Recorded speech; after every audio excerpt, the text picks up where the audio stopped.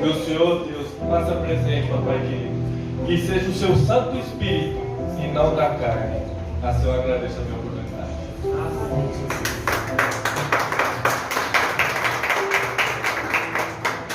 Glória a Deus. A paz do Senhor, igreja. Amém. Nós estamos assentos, fica à vontade.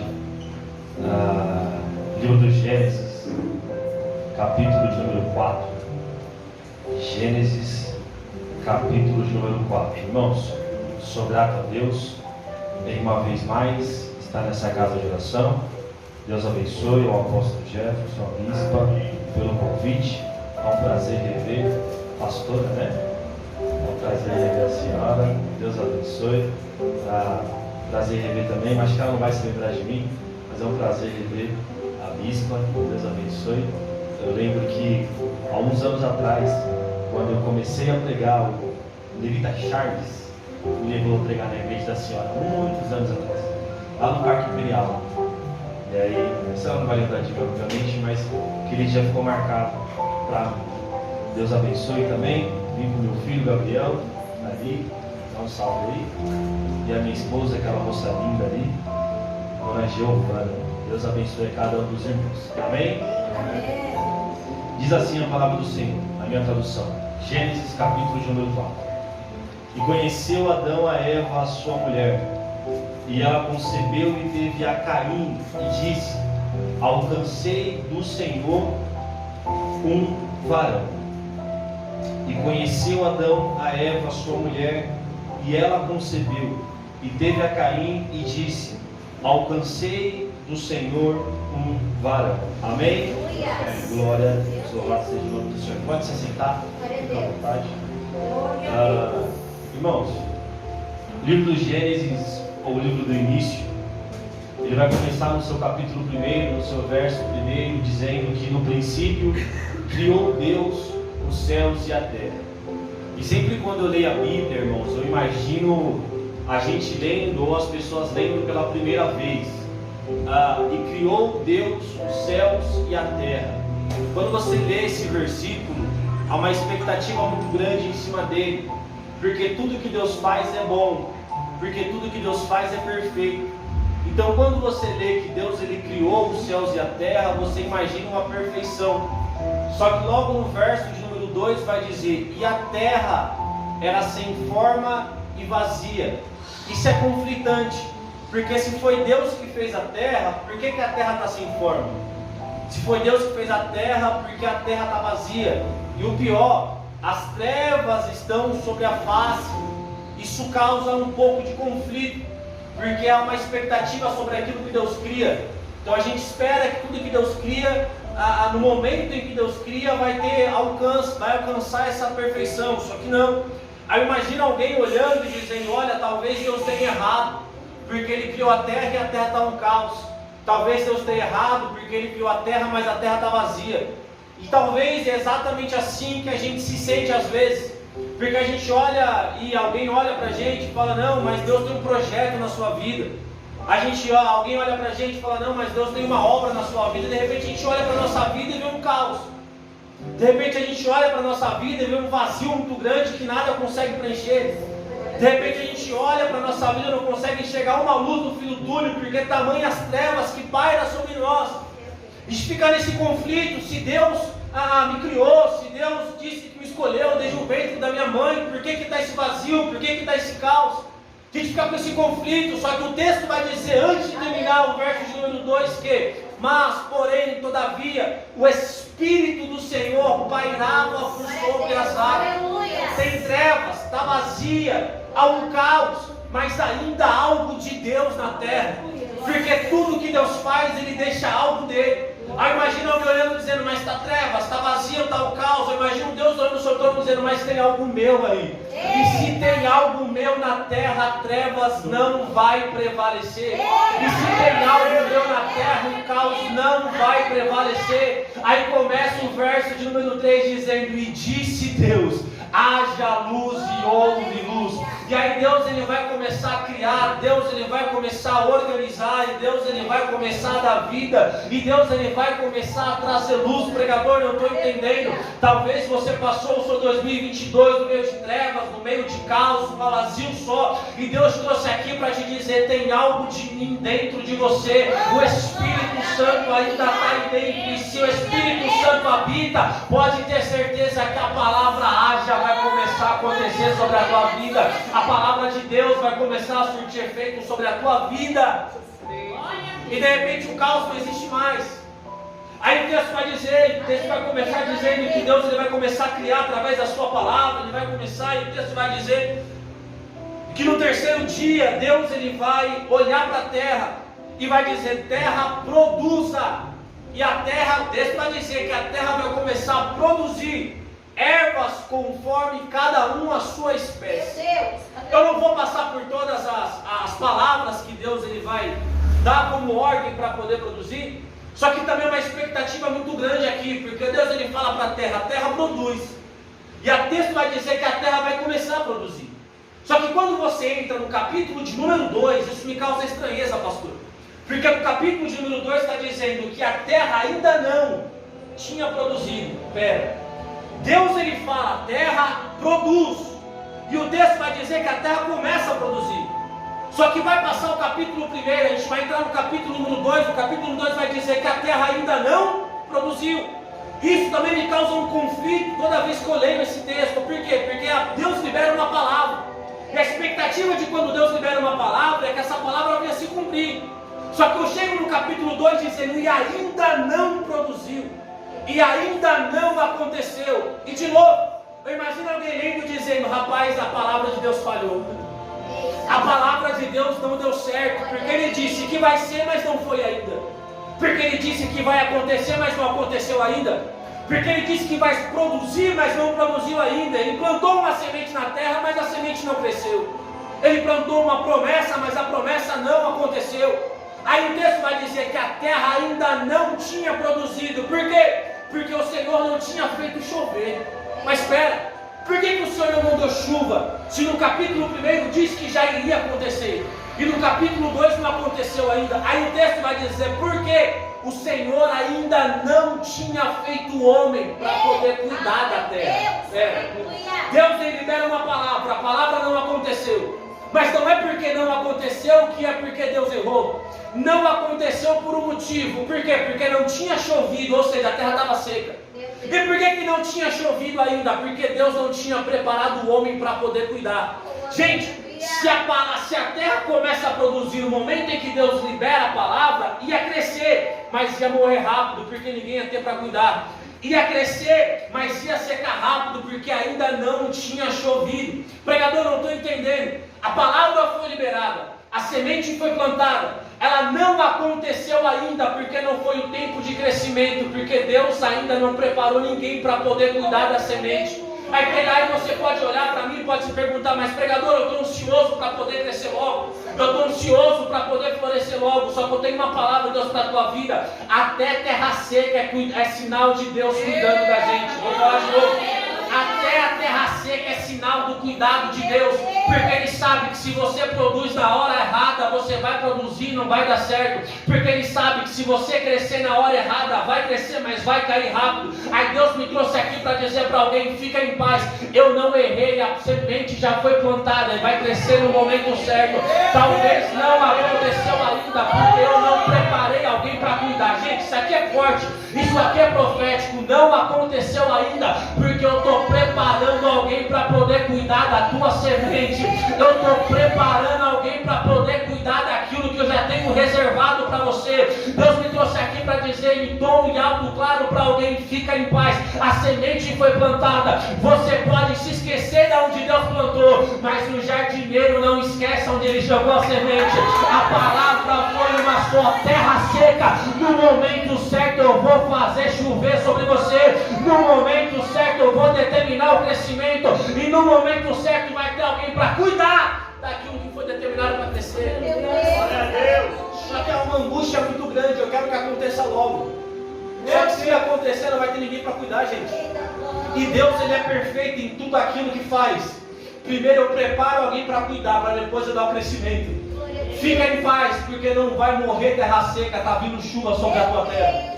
Aí o texto vai dizer que depois dele criar, depois dele fazer, ele vai olhar e vai dizer: e façamos o homem a nossa imagem conforme a nossa semelhança. Gente, olha o detalhe do texto.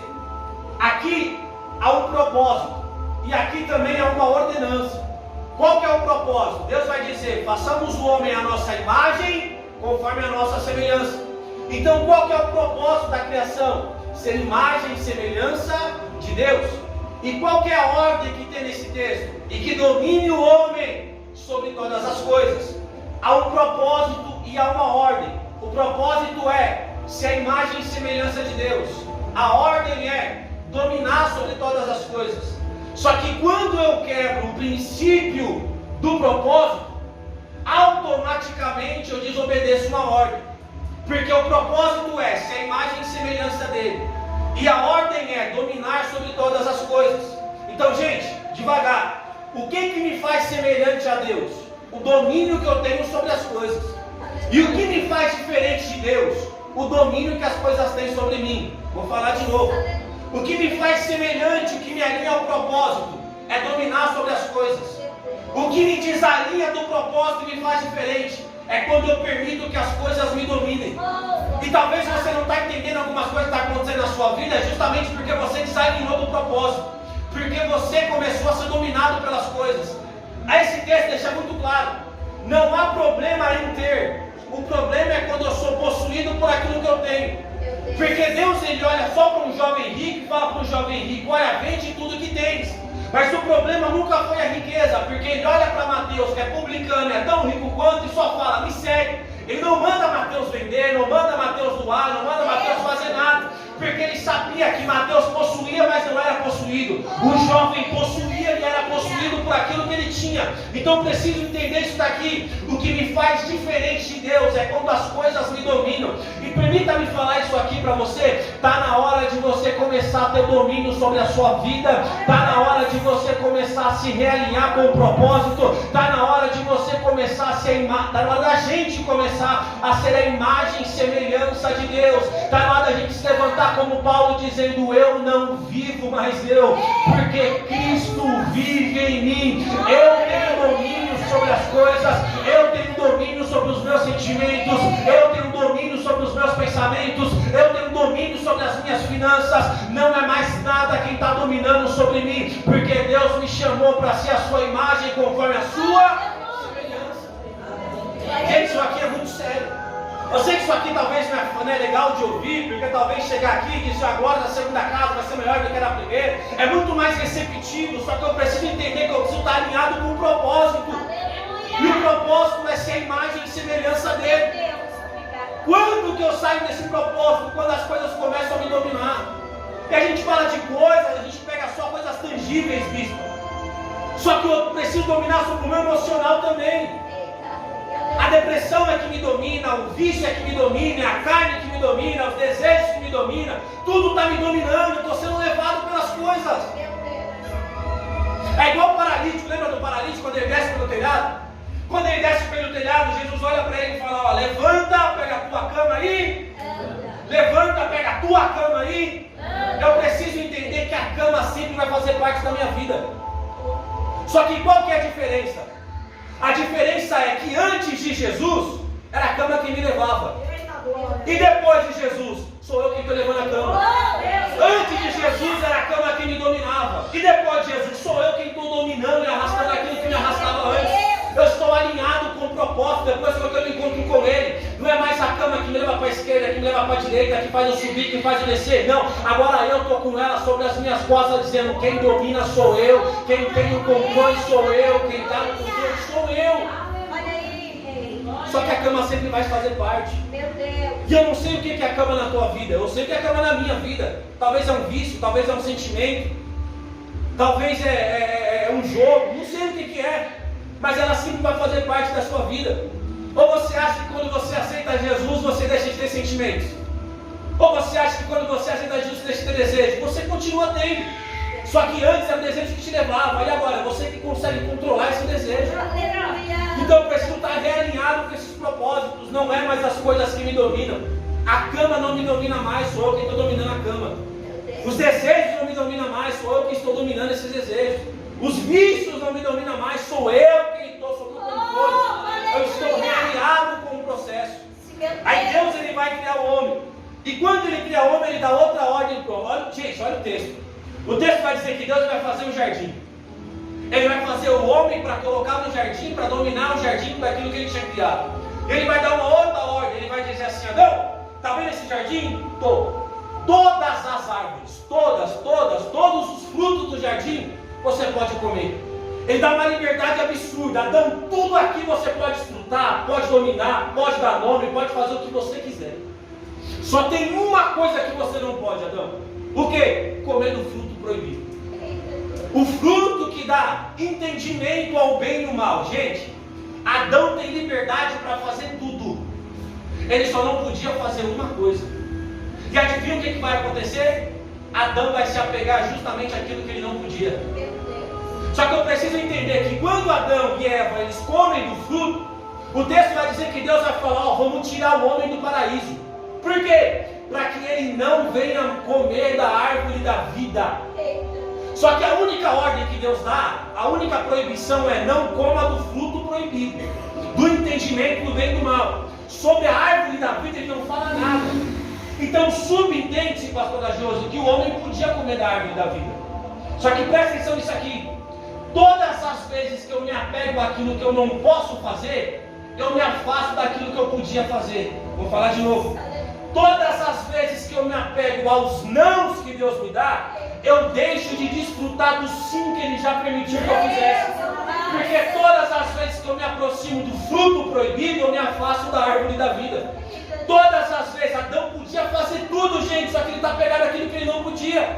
Deus fala: você pode comer dessa, pode comer de todas. Ele vai se apegar junto àquilo que ele não pode. Isso aqui é muito interessante, por quê? Porque a gente está muito apegado aos nãos. E eu não vim aqui pregar sobre doutrina, mas já percebeu? A gente fica discutindo sobre os nãos de Deus. Não pode ou pode fazer tatuagem. Não pode ou pode usar calça. Não pode ou pode ter terno. Não pode ou pode usar isso. Não pode ou pode fazer aquilo. Não pode. A gente está apegado ao que não pode. E todas as vezes que eu me apego ao que não posso, eu deixo de aproveitar aquilo que eu posso. É por isso que a igreja não vive mais aquilo que deveria ter. Porque eu estou apegado ao não de Deus em vez de aproveitar o sim. Pregador, qual que é o sim? Ele olha para os seus discípulos e fala: eis que eu vos dou poder e autoridade para pisar serpente e escorpião. Ele vai olhar para os seus discípulos e vai dizer: todas as coisas que eu fiz, vocês podem fazer coisas maiores. Só que eu estou apegado àquilo que eu não posso, em vez de aproveitar aquilo que eu tenho direito. Ele me deu direito de curar enfermos. Ele me deu direito de falar em línguas estranhas. Ele me deu direito de ter o fruto do Espírito Santo. Ele me deu direito de ter um monte de coisa. Por que não acontece mais? Porque eu estou apegado a que eu não posso. Aí eu estou indo para a internet discutir sobre o que pode e o que não pode, sobre o que é e o que não é, em vez de aproveitar. Aproveita aquilo que Deus te deu liberdade para você fazer. E o não deixa para lá, irmão. Vamos aproveitar o sim. O não a gente obedece. Aí eu estou apegado ao não em vez de aproveitar o sim. Só que de novo, todas as vezes que eu me apego ao não, eu me afasto do sim. Aí eu já não tenho mais liberdade para fazer. Aí Deus olha e faz: se apegou ao não, então fica com o seu não. O sim você não vai ter mais. Tira. Só que olha que interessante, o texto vai dizer, o capítulo 3 vai começar, que a serpente era das mais astutas. Ele vai olhar para ela e vai dizer assim: o que foi que Deus te disse? Que não era para você comer do fruto, do entendimento? Deus sabe que se você comer, você vai ter o mesmo entendimento que Ele, sobre o bem e sobre o mal. E gente, isso aqui me machuca. Porque o texto vai dizer que Eva vai olhar para a semente, para a fruta. E o texto vai dizer que ela vai ver que o fruto era bom para o entendimento e agradável aos olhos. Está escrito: era bom para o entendimento. E quando Eva vai comer, ela vai começar a entender sobre o bem e sobre o mal. Só que eu preciso entender isso aqui, gente. Eva, ela vai se encantar pelo entendimento. O texto vai dizer, ela vai ver que é bom para o entendimento. E não é que saber das coisas é errado. Não é que ter inteligência é errado. Lógico que não. Só que o problema é, quando o meu entendimento me leva à desobediência, o resultado é decadência. Vou falar de novo. Quando a minha ganância pelo entendimento me leva ao ato da desobediência, o resultado é sempre a decadência. O problema nunca foi saber. O problema foi saber demais e deixar de obedecer. Porque, vamos ser sinceros, para obedecer não pode ser muito normal da cabeça. Para obedecer não pode ser muito racional. Para obedecer não pode pensar demais. Porque se a gente pensa demais, a gente acha que a gente está louco. Prova na Bíblia, prova, Abraão, mata seu filho. Se Abraão pensa 2 vezes, ele desistia. Só que ele prefere obedecer. Aleluia. Moisés estende o cajado, a ordem para marchar. Se ele pensa 2 vezes, ele fala: você está doido? O mar aqui está aberto, está fechado, não tem o que fazer. Só que Deus fala: a ordem é para marchar. Se eu paro para pensar muito, irmão, se eu me apego muito ao meu entendimento, eu deixo de obedecer. Só que, irmão, cá entre a gente, entre o entendimento e a revelação e a obediência, eu prefiro ficar com a revelação. Jesus, ele vai dizer: Deus escondeu dos sábios e entendidos, mas revelou para os pequenininhos. Entre ser sábio e entendido, eu prefiro ser pequeno e ficar com a revelação de Deus. Porque os sábios e entendidos estão preocupados em filosofia. Agora os pequenininhos, os servos, estão preocupados com o poder e a sabedoria de Deus. Ô, gente, olha o que Paulo vai dizer. Gente, você sabe quem foi Paulo? Paulo, ele vai dizer: eu fui criado aos pés de Gamaliel. Gamaliel não era quase ninguém, só o maior mestre da sua época. Eu fui criado aos pés de Gamaliel. Nas leis dos fariseus, eu era irrepreensível. Ou seja, Paulo sabia de cor e salteado todos os mandamentos, obedecia, era inteligente demais, falava grego, aramaico, era respeitado até pelos romanos. Só que quando Paulo ele vai pregar, ele se levanta no meio da igreja e fala: eu abro mão do meu entendimento para poder pregar no poder e na ciência do Espírito Santo de Deus. Paulo está dizendo: eu prefiro obedecer do que ser inteligente. Ele está dizendo: eu abro mão do meu entendimento. Porque se eu parar para pensar demais, eu vou desobedecer, irmãos. Ela está vendo que o fruto é agradável aos olhos e bom para o entendimento. E de novo, o problema não é ter entendimento, o problema é desobedecer por qual entendimento que eu tenho. Ela está vendo que o fruto é agradável aos olhos. Mas, gente, se ela está vendo que é agradável aos olhos, talvez, um dia que tu não sempre li o texto, talvez ela está olhando para aquele fruto e está dizendo: é o mais bonito de todos. Talvez o fruto proibido era o mais bonito de todos. Só que espera, o fruto da vida estava lá. Só que talvez ela está olhando e está dizendo: esse daqui chama mais atenção do que o fruto da vida. Porque aquilo que eu não posso agrada os olhos, irmãos. Aquilo que eu não posso faz brilhar os meus olhos.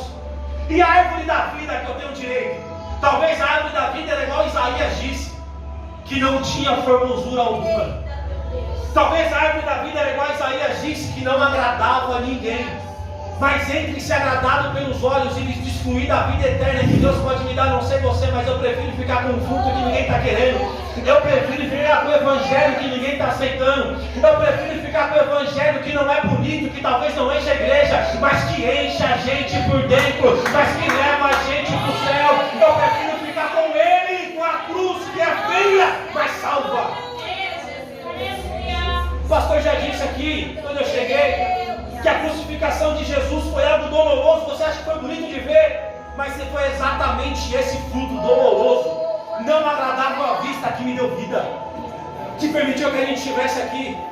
Só que eu estou iludido pelos meus olhos, só que eu estou iludido pelo que eu estou vendo. E a gente acha que o resultado é o entendimento, é aquilo que brilha aos meus olhos.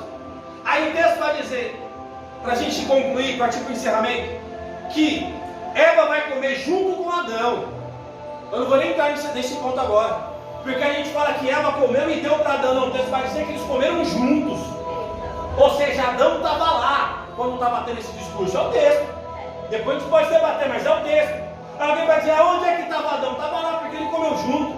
A ordem foi para Adão. Adão não teve domínio sobre si, deixou a sua mulher fazer aquilo que não deveria fazer e acabou se envolvendo no meio. Aí Deus vai aparecer na viração do dia: Adão! E Adão está escondido. vai se vestir com folhas de figueira, e está lá escondido. Aí Deus continua lá, e Adão escondido: Senhor, ouvi a tua voz e temi, porque estou nu.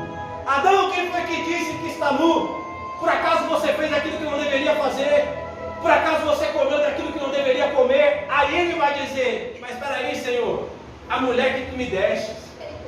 Mulher, por que você fez isso? Espera aí, Senhor, a semente que tu criaste, a serpente que tu criaste, se vai um jogando pro outro. Aí com a serpente Deus nem conversa. Aí Deus vai começar a sentença: Adão, por que você fez isso? A partir de hoje a terra vai produzir ervas daninhas e você, com o suor do teu trabalho, vai ter que comer.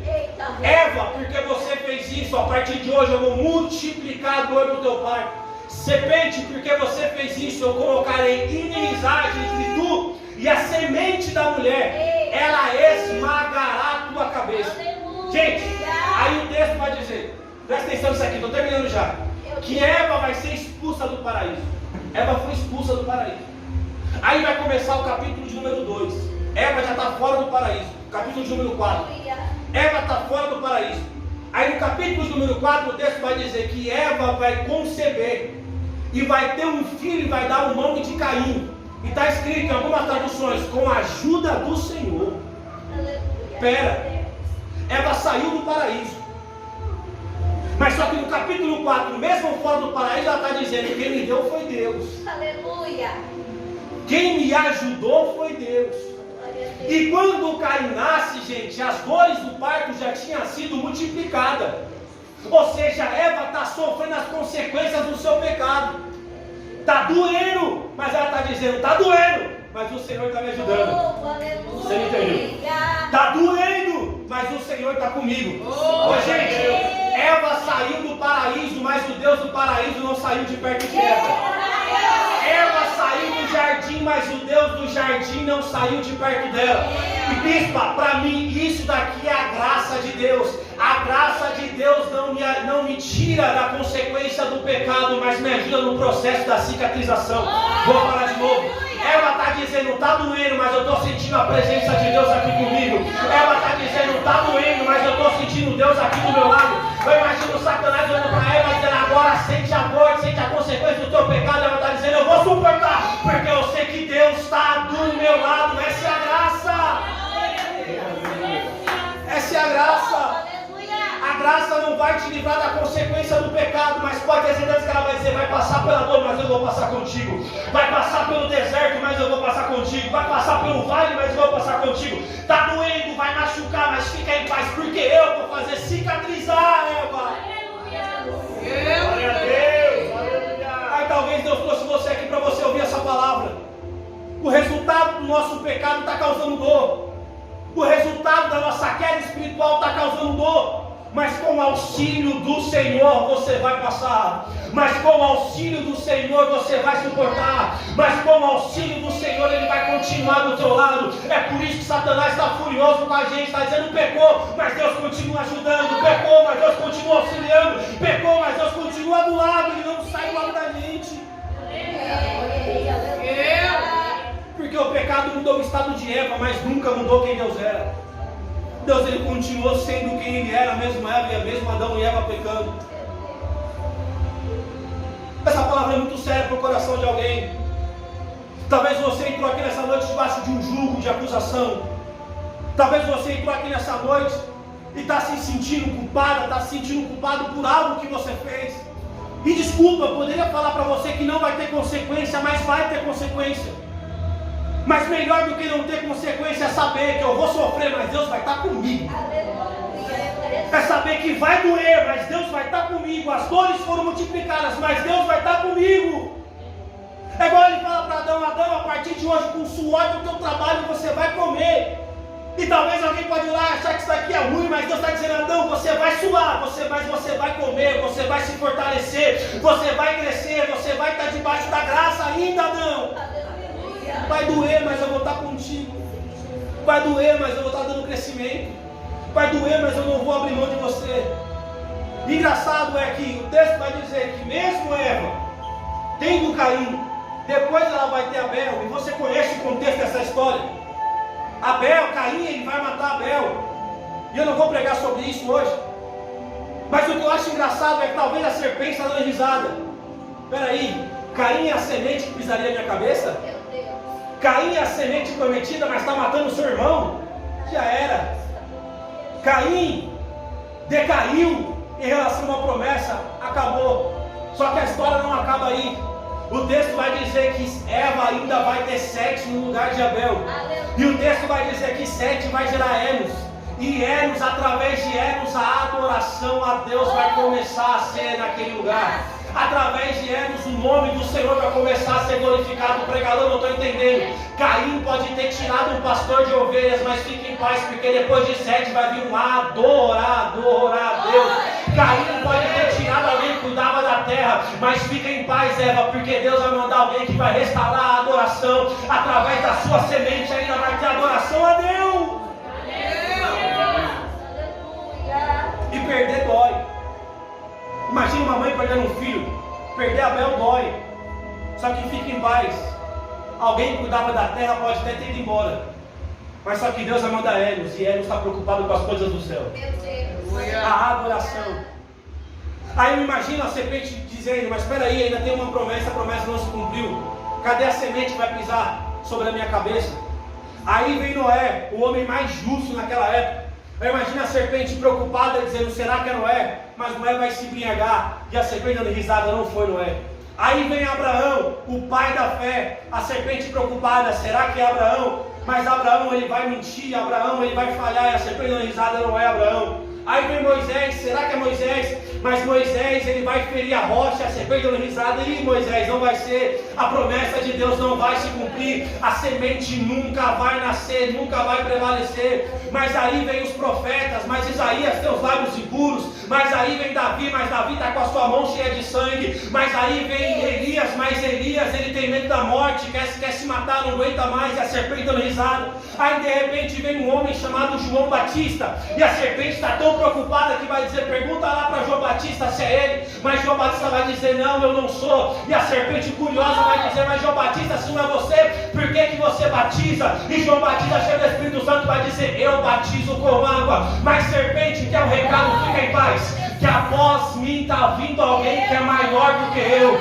Eu batizo com água, mas a semente está vindo aí e vai batizar com fogo e com Espírito Santo de Deus. Aí o texto vai dizer que João Batista vai olhar e vai dizer: quer saber mais? Aí vem ele: eis o Cordeiro de Deus que tira o pecado do mundo. Nasceu em Betel, foi criado no Egito, foi para Nazaré. Aí lá vem ele, o Cordeiro de Deus, a semente prometida. Mas o texto vai dizer que depois de 3 anos ele vai ser entregue à morte. Imagina a serpente dando risada dizendo: já era, acabou, a semente morreu. Mas o texto vai dizer que antes dele morrer ele vai dar um brado dizendo: tetelestai, que em grego quer dizer está consumado. A terra vai tremer. Ele morreu, mas o texto vai dizer que ele vai descer até o inferno, vai pegar a chave da vida da morte, e ao terceiro dia ele vai se levantar dizendo: semente, serpente, você perdeu, se prepara, porque eu vou esmagar a tua cabeça. Glória a Deus. Nós só estamos aqui porque a semente venceu a serpente. Nós só chegamos aqui nessa noite porque a semente venceu a maldita serpente. Nós só chegamos aqui porque Ele deu um livramento para a gente. Nós só chegamos aqui porque Ele sofreu, padeceu pela via dolorosa. Mas o texto vai dizer que o véu do templo foi rasgado. Eu imagino Ele chegando no paraíso dizendo: espada, pode parar de rodear esse paraíso, porque a partir de hoje vai ter livre acesso mais uma vez. O homem vai voltar para o lugar que ele não deveria ter saído. Glória a Deus. Graças a Ele nós estamos aqui nessa noite. Obrigado, Jesus. Porque talvez Satanás colocou na nossa mente que a gente não ia conseguir. Porque talvez Satanás colocou na nossa mente que a nossa vida já estava perdida desde o princípio de tudo. Porque tudo que o inimigo quer, gente, é nos deixar nu. Tudo que o inimigo quer é deixar nossas vergonhas expostas. Depois que Adão e Eva comerem da semente, o texto vai dizer do fruto, o texto vai dizer que eles viram que estavam nus e ficaram com vergonha.